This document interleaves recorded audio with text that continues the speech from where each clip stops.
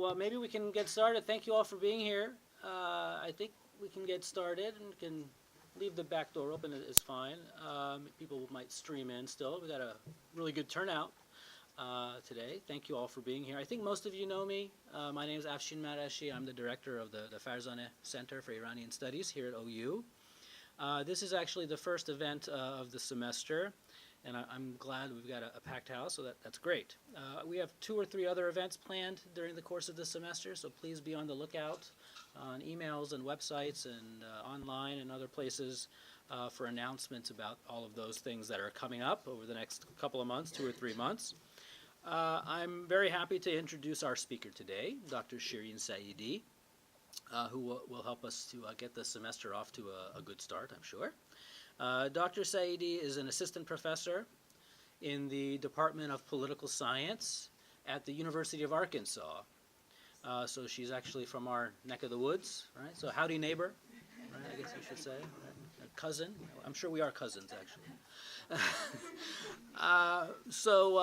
She's also an affiliated member of the Middle Eastern Studies faculty at the University of Arkansas, and they've got a really good Middle East Studies program there as well. Dr. Saeidi earned her bachelor's degree at the University of Maryland and her PhD in politics and international studies at Cambridge University in the UK.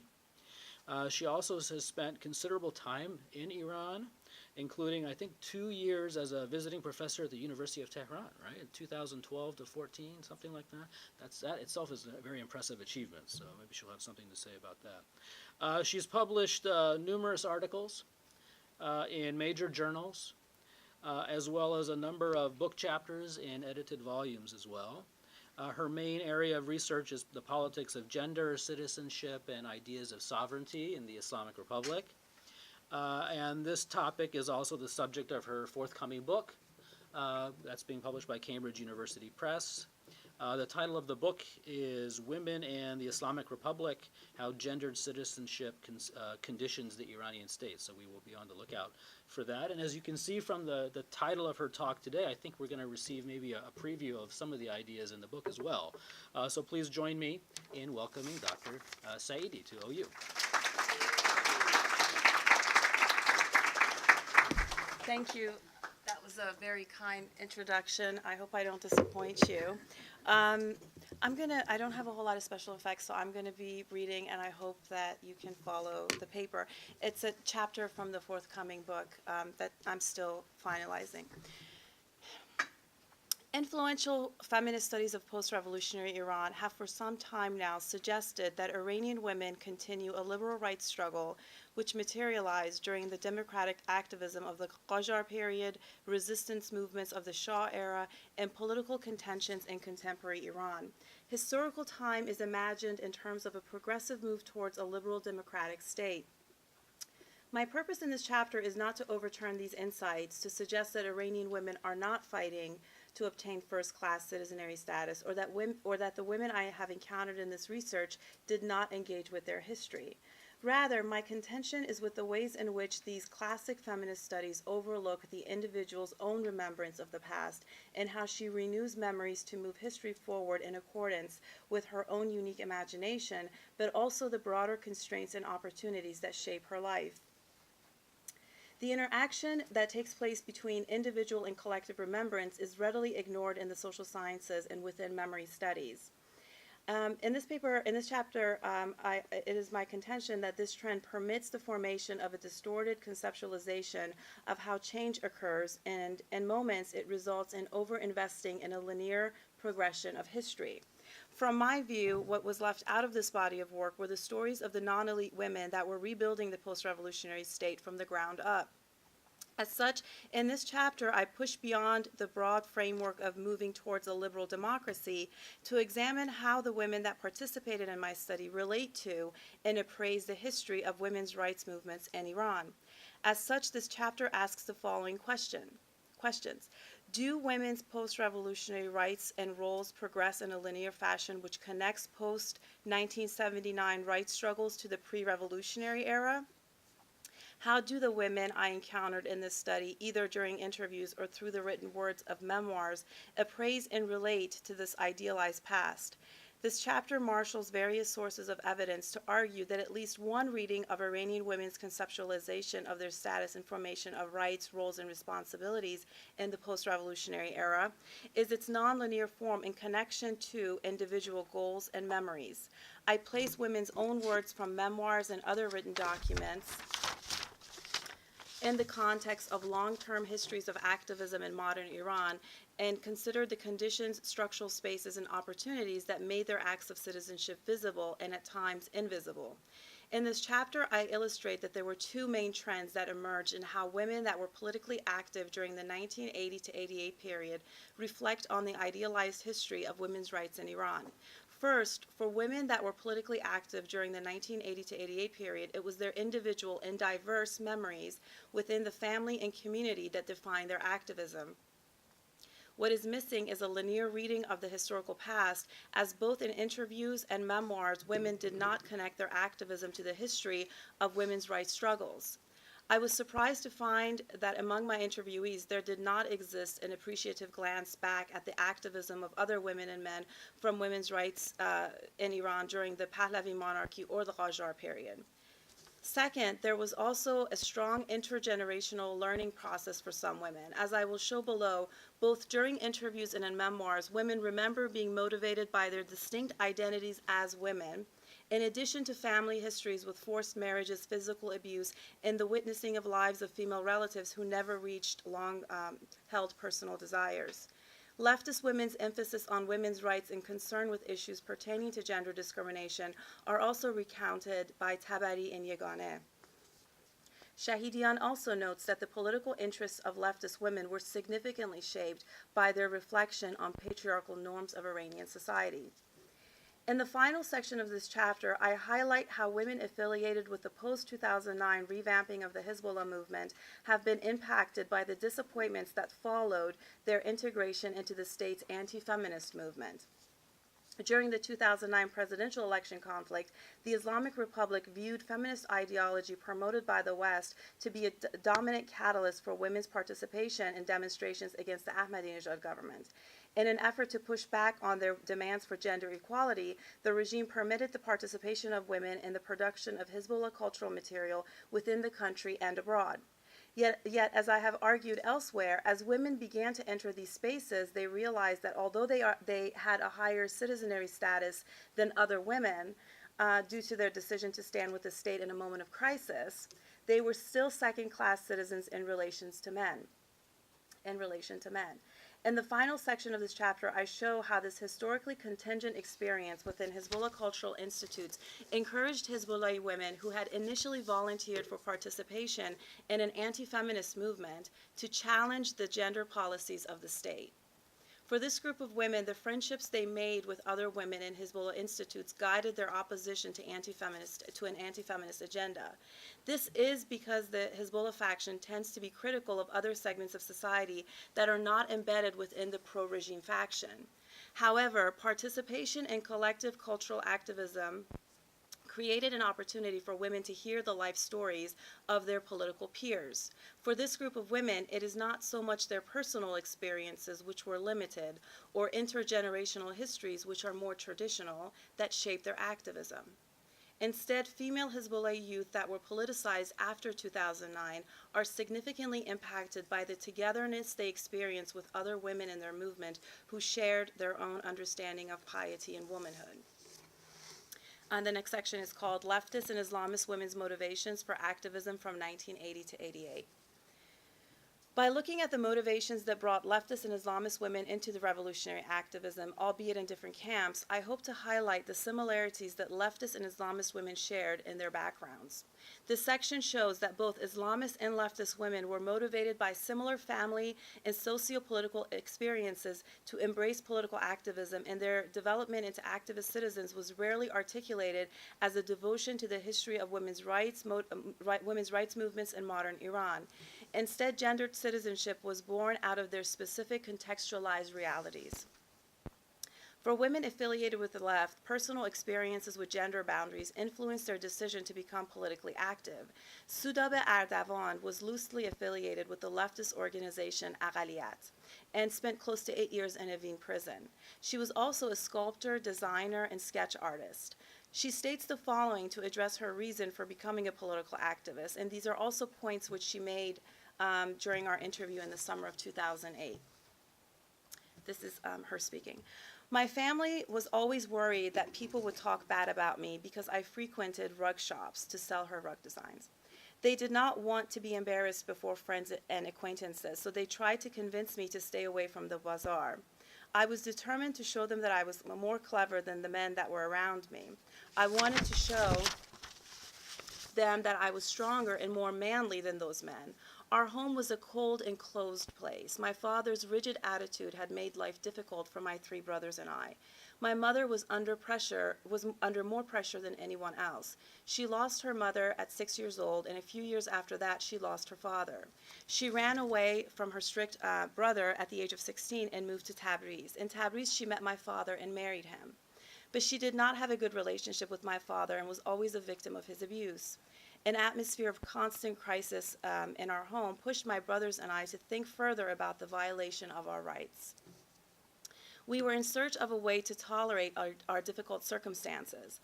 I should add that I was under more pressure than my brothers. They could go into the streets or play outside. However, because I was a girl, I was denied these rights, and I was forced to sit in the house. Therefore, I took refuge in my drawings. All alone and in the dark, I made a world for my life through color and design. I became familiar with the poetry of Forough Farrokhzad. As such, I could give meaning to my loneliness and understand it. However, I still did not know what I was to do with the injustice that I saw taking place around me, or where I was supposed to receive support from. Many of the leftist women that I interviewed also stressed the injustices that they witnessed within the home, shaped their decisions to join the resistance against the Shah and later the Islamic Republic. Ardavan's gender experiences as a young person pushed her towards political work during the revolutionary period. However, it was not only women of the left that came into revolutionary work in spite of family experiences with gender discrimination. Mina Kamai was a teenager during the revolution and lived in Abadan in southern Iran. Her older brother was a father figure in her life, and like most women from southern Iran, her movement and agency was limited due to the conservatism of the region at the time. She states the following about her brother's presence in her life. Mehran did not allow us to participate in demonstrations, but we used to go anyway without telling him. Mehran had activities that he would participate in during this time, and he would attend demonstrations. He was in touch with others in the mosque that were active, but he did not allow us to go anywhere. Once my 3 sisters and I decided to go, and finally he allowed us to accompany him. I told my mom that I wanted a chador to wear, and she fitted one of her chadors for me. We took Shahram, her younger brother, with us too. Many people were there, all the kids from school, the youth that were active in the mosque. The Quds Mosque was near our house, near our home, and the kids from the neighborhood guided us. Mina Kamai also remembers how she and her sisters were not allowed to walk home from school despite the fact that the school was adjacent to their home. The sisters had to wait under a tree for Mehran to arrive and chaperone them home. When the war began and Mina wanted to stay in Abadan and help the front lines, her family objected. In the fall of 1980, her brother Mehran forced her to leave the mosque where she was preparing food for the war front. Once they arrived at home and Mina refused to evacuate their home, he kicked her in the face and left her with a black eye for 20 days. For Mina Kamai, the revolution was not an event that made it possible for her to leave the home and participate in sociopolitical activities. Instead, it was a moment of contention within the family over a woman's place, but a battle that she was able to legitimize for herself and the women surrounding her. For instance, Mina and her sisters were able to return to Abadan once their mom decided that living with extended family was not conducive for them. Their mother was also impacted by their resistance, which included going on a hunger strike to stress their opposition to leaving Abadan. Mina was one of 20 women from Abadan that supported the war efforts by working as a volunteer medical assistant at one hospital during the initial Iraqi attacks. For some women, male guardianship and the limits it posed encouraged them to seek refuge in their role as caregivers in the context of war and also to reach out to other women for help. Mina Kamai's memoir also suggests that domestic violence was at the very least a marginal experience during the revolutionary and war period for pro-Khomeini women that wanted to enter the public sphere. Yet domestic violence as an experience rarely appears in the narratives written by or for pro-Khomeini women. For some women, family experiences refined and enhanced their activism. Monire Barodaran states the following about her motivations and the family factors into her reflection on the past, but from a slightly different perspective than Sudaba Ardavan and Mina Kamai. And this is Monire speaking. I was familiar with political issues because both my brother and sister were arrested during the time of the Shah. All my cousins were in prison. One of my cousins committed suicide under the Shah after being tortured in prison. My house was filled with political discussions. Naturally, when I entered the university at the age of 19, I was drawn to political activism. I was not really affiliated with any particular group. The reason I was arrested under the Shah was because I was trying to smuggle in reading material from my brother, who was in prison. I was held for 6 months at that time. I was very active during the revolution. After the revolution, I was active because I did not believe that the new situation reflected the principles upon which the revolution was based. In particular, I disagreed with mandatory veiling, the increased role of the clerics in courts and parliament, as well as the censorship of the press, which had led to the banning of most newspapers. I became active with a Marxist group, Revolutionary Workers Organization, Rah Kargat, and was in this group for about a year and a half before being arrested. The activities were above ground. We had a student cell which distributed leaflets in the streets about our group's ideals, and we started debates and discussions of important issues in the street, and we recruited new members. Our group never believed in armed resistance. When Monire expresses her disagreement with the veil, she frames the origins of her political activism within her family's history of resistance. In another volume, Monire remembers watching her brother pray with great concentration, and she assumed that he was a member of the Mujahideen. Although she considered herself a leftist, she was mesmerized by his dedication. He shared books with her which addressed resistance and revolution in other countries such as Algeria.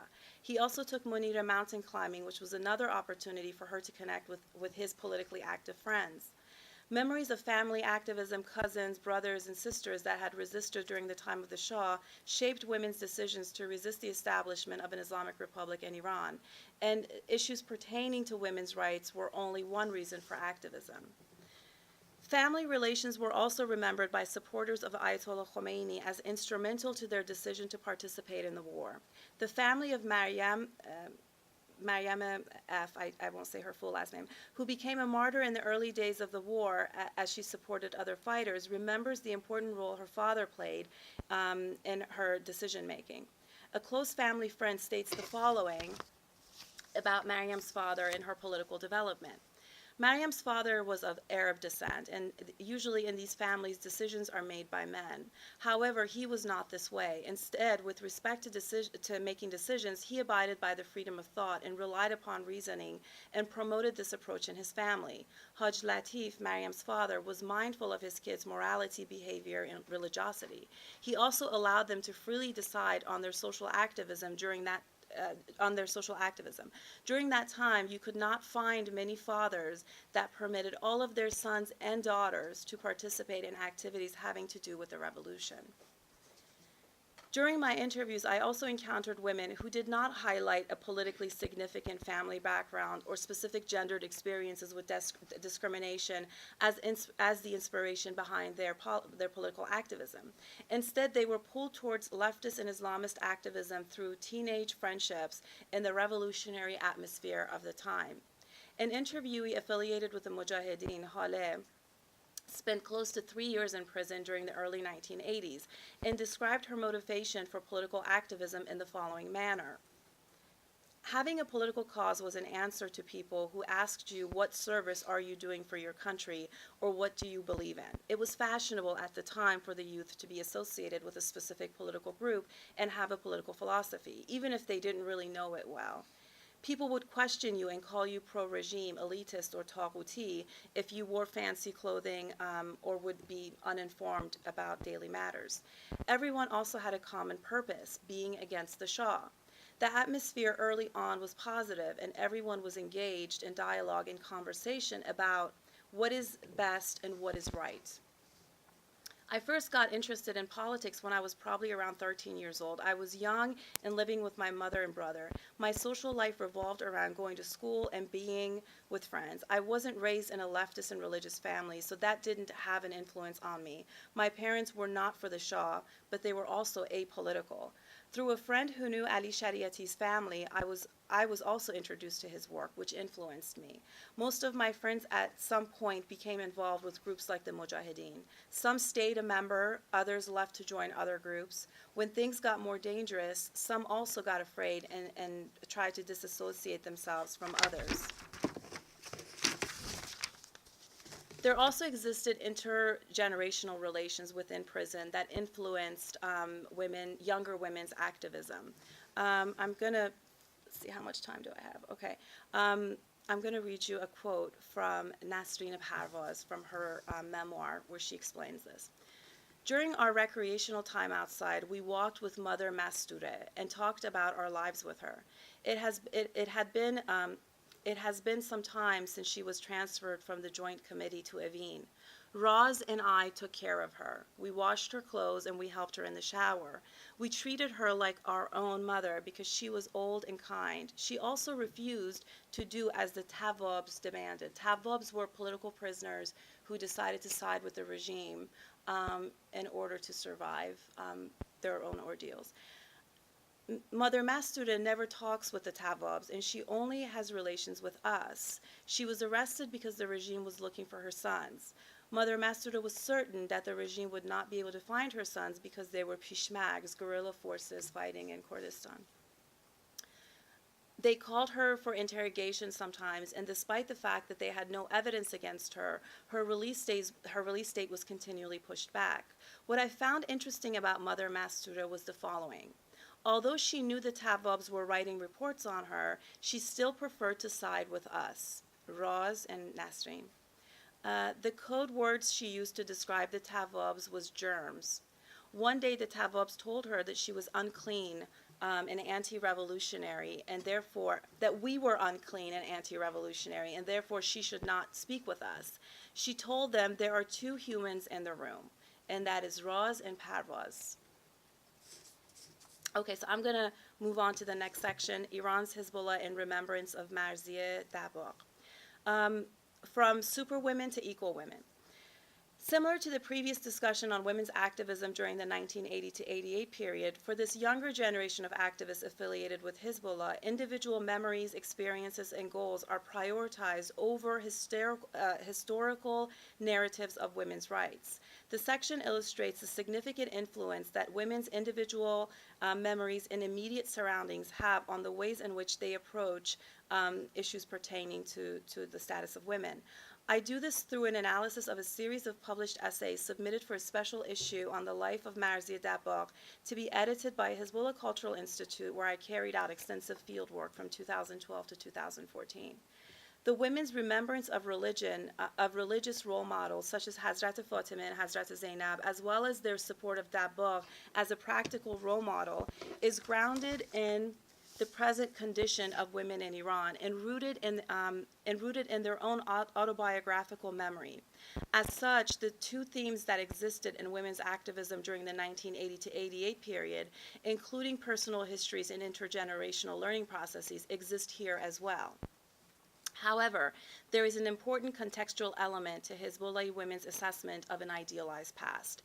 The interpersonal knowledge that Hezbollah women gained during interactions in cultural institutes came to define the Hezbollah women's assessment in relationship to an idealized past as activists began to critique the notion of an ideal revolutionary while working towards exemplifying her in Iranian society.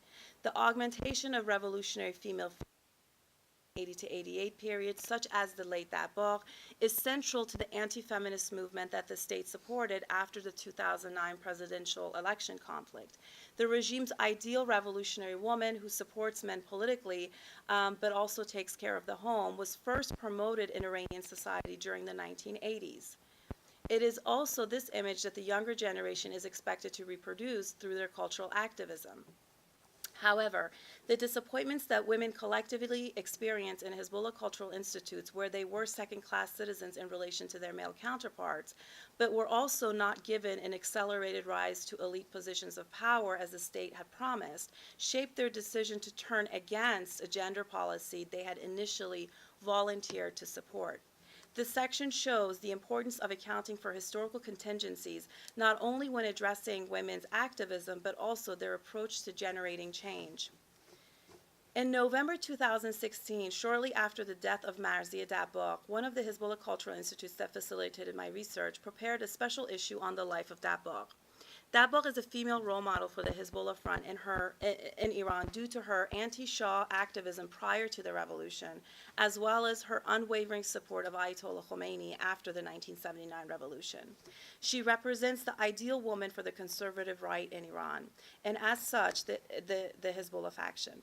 For instance, she was trained as a fighter in Lebanon prior to the revolution. Served conservative interests in parliament, but was also a mother of 8 and a wife. During the last few years of her life, she had even informed the supreme leader that she would like to go to Syria. He responded to her request by arguing that she was more needed in Iran. Her death was an opportunity for the Hezbollah Front to explore how its female supporters assessed the state's gender policies. In the first segment of the special issue, Women and Men That Knew Dabbagh described the different roles and responsibilities she took on in her lifetime.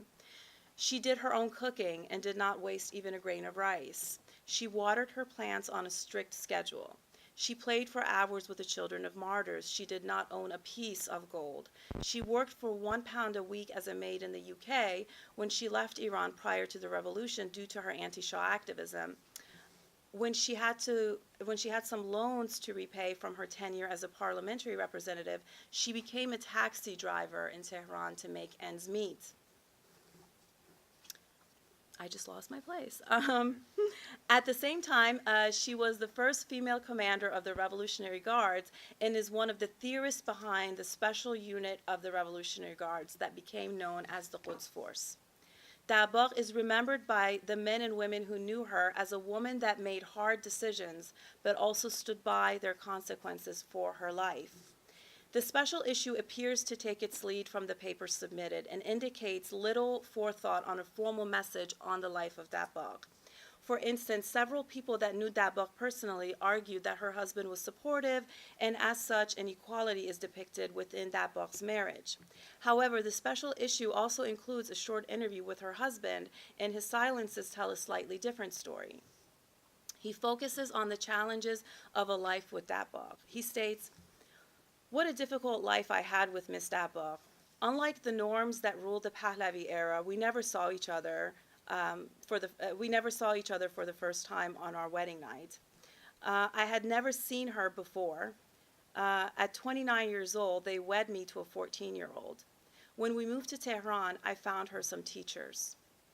In the remainder of the interview, he discusses his own pre-revolutionary activism and the financial challenges he faced with 8 children. He does not mention her again. As such, it appears that either intentionally or unintentionally, the special issue initiated a debate on women's independence. For the younger generation of female Hezbollah affiliates, the narratives of Dabbagh's life also tell a less visible story. She appears to have had much control over her decisions. This level of decision-making in moments does escape the limits that the Islamic Republic's citizenry framework poses for women. Janet Afri has discussed how Dabbagh left her children and husband to support Ayatollah Khomeini abroad, and that she was involved in anti-Shah activism that placed her family in danger. A former revolutionary activist, Agha Mohammadi, states the following, which supports Afri's claim. When Ms. Dabbagh left Iran for Syria, Lebanon, and other places, Haj Hassan, her husband, had no idea where she was and could not contact her. It was not until Imam Musa Sadr stepped in and revealed where she was living that he was able to see her again. Her independence holds the different narratives of her life together, and this did not go unnoticed by the younger generation of Hezbollah affiliates. One of the pieces which was published argues against the tendency within the Hezbollah front to place college-educated women and women involved in national affairs above the housewife, mother, and even women who do not identify with pro-regime activism. The hierarchy that this categorization produces denies women their right to decide who they want to be. The author, Fatemeh, states the following. It's a bit of a long quote, but I want you to hear their voice.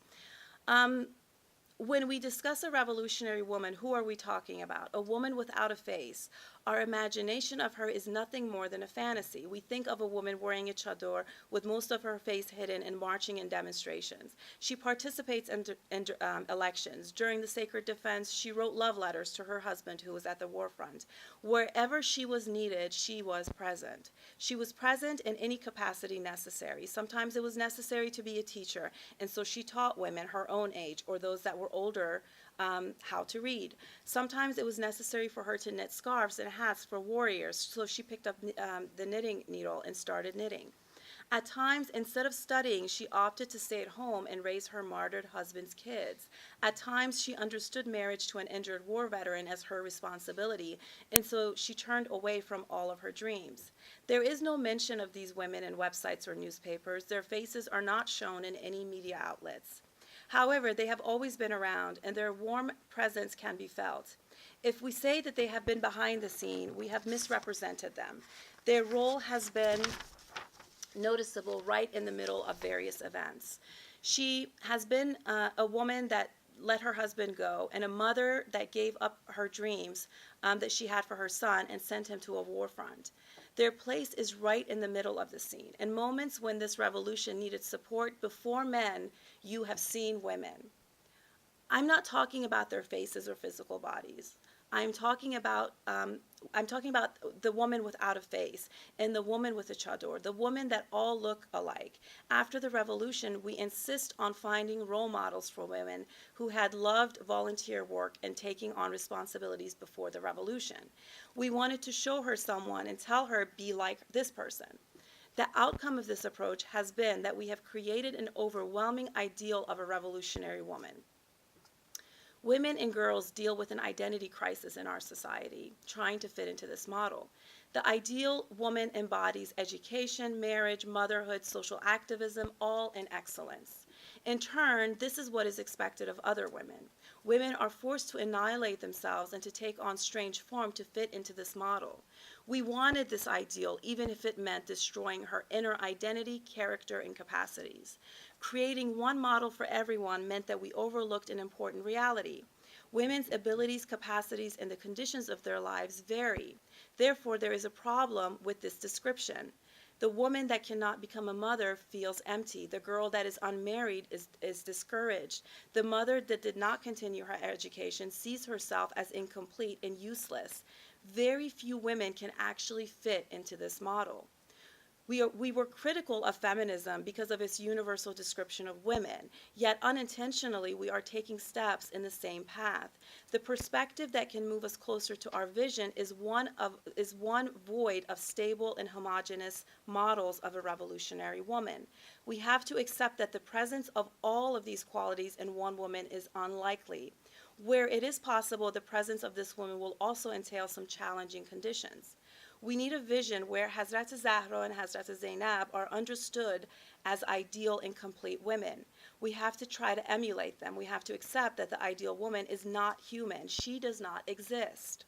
The revolutionary woman is not a character. It is a spectrum. An excellent example of someone at one end of the spectrum is Miss Dabok. At the other end of the spectrum, there are hundreds of women that fall within this range, despite all of their specific conditions of their lives.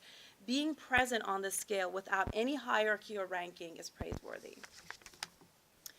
Towards the end of the essay, she also states the following when discussing women that do volunteer and community work in contemporary Iran. It is possible that their hijab is not proper, but this does not lessen the value of what they're doing. With all of their limitations and merits, they are still an illustration of a revolutionary woman. Even if they cannot decipher their own identity and do not define their activism as a form of service connected to the government, they are still revolutionary women. What is significant here is that is that for Fatemeh, the interplay between religion and gendered subjectivities is limited to the post-revolutionary period, and little attention is given to gender and subjectivities in the pre-revolutionary years. According to Fatemeh, the 1979 revolution created multiple options for women, and all paths should be equally respected and available to her. Because I want to have discussion, I think I'm going to finish up here. This chapter has argued that women's political involvement in the post-revolutionary period has been dependent on their immediate memories and the contextualized histories they are dealing with at the time of their participation. This is not to argue that history does not matter or that my interviewees were uninformed about Iranian women's contemporary gender struggles. Instead, this chapter explored how women affiliated with political movements during the 1980 to 88 period and those active in political movements today reflect on and assess an idealized past. The first section of this chapter illustrated that both Islamist and leftist women were impacted by the forms of gender discrimination they experienced as young girls, and that their political activism was also impacted by intergenerational relationships where they were both empowered and transformed by the older women they came into contact with as young women. The second half of the chapter focused on women affiliated with the post-2009 Hezbollah movement in Iran. The section argued that the state's swift integration of women into Hezbollah cultural institutes was grounded in promises for institutional promotion in the Islamic Republic in exchange for women's participation in the anti-feminist movement. Although women volunteered for this opportunity, the disappointments they experienced within cultural institutes, where they were second-class citizens in relation to men and rarely given promotions, rarely paid even, pushed them to change their views. Additionally, the resources and space that cultural institutes provided brought like-minded pious women together and made it possible for them to gain insight into one another's social lives. While Hezbollah women were previously able to turn the other way when Iranian women complained about the state's gender policies, they were more willing to listen to women they viewed as equally pious to themselves. Through a close reading of essays prepared for the commemoration of Marzia Dabbagh's death, the section demonstrated that a special issue which was to praise the ideal revolutionary woman from the 1980s instead challenged the entire notion of a superwoman and advocated equality between all Iranian women. This chapter serves as a background to the importance of accounting for historical contingencies when discussing women's citizenry struggles in post-1979 Iran, and the chapters which follow delve deeper into the different forms that citizenship takes in contemporary Iran. Thank you.